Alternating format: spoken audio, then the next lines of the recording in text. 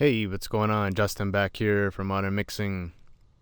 So I finally figured everything out, got my system up and running. Everything's good. So I should be back to a regular schedule. And actually, I figured out, well, not to kind of bring my life problems into this, but I was having problems with my original preamp. So my last few videos, at least in my opinion, were kind of suffering from the point of me recording my voice. So now I was actually able to hook it up to my APIs. So hopefully I guess the sound of my voice is a little bit cleaner and clearer. But if not, maybe it's just the way I'm articulating. I don't know. Who knows?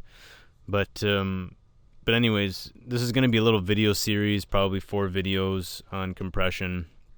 Well, there's really 4 different ways I kind of view compression in a mix, and that's more like that's my standard type of thing. Like if there's anything that needs to be done with compression, I usually go to those 4 things first, and anything after that is just a creative idea, or I really need to kind of bring out something different in a sound, and that's when I'll maybe try to experiment or something. But these 4 things are definitely my staples, and if you haven't subscribed, subscribe, because I'm going to be releasing those next videos basically one a week. So I'm trying to get back into the every Sunday type of routine, but we'll see.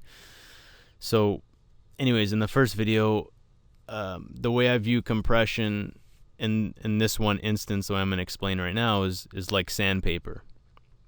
So what I'm trying to do to the sound is the vocalist or whoever has recorded the vocal, they got it to a point where they're decently happy with it, and obviously it came to me, so I'm trying not to change it too much. But what I'm trying to do is get the vocal to a point where it has enough impact and energy and dynamics that it doesn't sound fatiguing to the ear, but at the same time it's smooth and it's in a place that is easy for the ear to pick up and listen to. So one thing that I like to do, it depends on the vocal take itself, but or any of the sound for that matter. This doesn't have to be a vocal, it could be any sound in the mix. I like to kind of shape that sound a little bit with the compression, just to kind of ease out the edges of that sound a little bit, I guess. And the thing that I can compare it to in like a physical world is like if you compare it to, like, say what you call it, someone that makes chairs, like a woodworker or something like that, and he's cut up all the legs, he's got all the pieces for the legs, he's got the seat, the backrest, whatever, and then he puts all the pieces together, and yeah, he has a chair and he can sit on it, but it's still really rough. Like there's a lot of the splinters or the wood, whatever, that's kind of jutting out from the pieces or whatever. So he takes that sandpaper and just smooths it out so that it's a lot easier to touch, and it just looks nicer too, So in this kind of instance, I view it similarly to that. So so if we look at my settings here for my compressor, remember these settings are very song dependent and sound dependent. So in your particular track that you're doing, it probably might be a lot different. But in this case, I used an attack of 4, and the reason why I didn't go all the way down to 0, and the reason why I didn't have something that was maybe a lot slower, like 20, 30, 40 milliseconds, is because I want just enough of that sound to come through where it still has the original tone to it, but I still want it to act fast enough so that it has an opportunity to actually shape most of the sound. Now with the release, I used 500 millisecond, which is pretty close to being in time with the song. But the reason why I used it this long is because as the compressor's acting, I want it to work for as long as it possibly can as that sound, in this case the vocal, as that sound is going through the compressor, because I want it to shape the sound for most of the time while that sound is hitting the threshold and activating the compressor.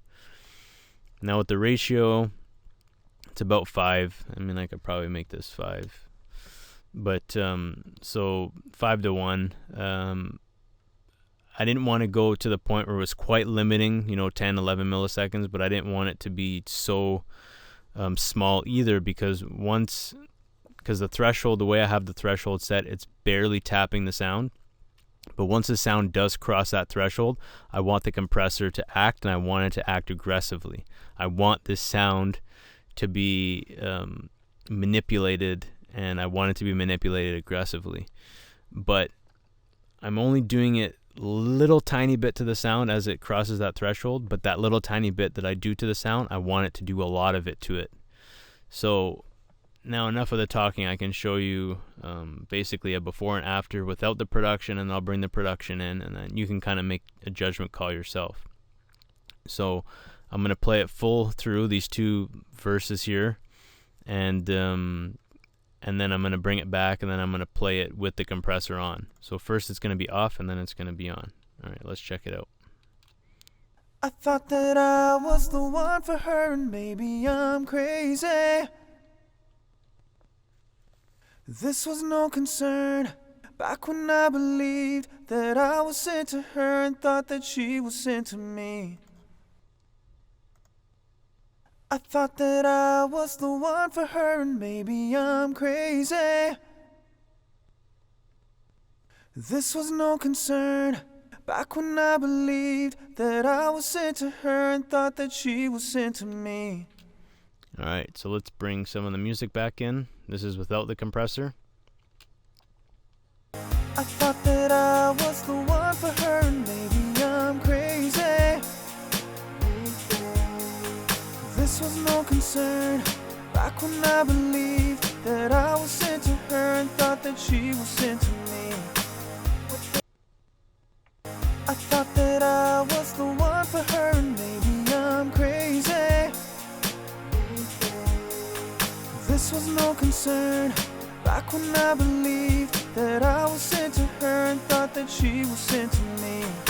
Alright, so you can see what I was doing is I was basically just trying to shape those peaks as they were getting just a little bit out of hand, just to smooth them out a bit. So I'm still trying to stay as true as I possibly can to the original dynamics without completely destroying them. But also this compressor, based on the settings that I have, it's almost doing something musical to the sound where it's kind of pushing it back in certain places, but doing it in a very musical way so that it still has a lot of those original qualities to the sound that are very familiar, especially to the artist or the producer, whoever. But now it's in a place where the average listener who's listening to it, their ear can focus on it a lot more because things aren't sticking out, things aren't rough, things aren't sounding edgy or whatever, you know. But also keep in mind too that there's still a lot of mixing that has to be done, like around the vocal, especially with the production and stuff like that. But this is a really, really good starting point for the vocals. So now what I could probably do is go to the next step and use an equalizer to maybe, you know, enhance the frequencies that I like and maybe take some stuff out that I don't like and stuff like that. But this is a really good starting point. So hopefully you learned something from that. And in the next video, what am I going to talk about in the next one? I don't know. Anyways, you'll see what happens in the next video.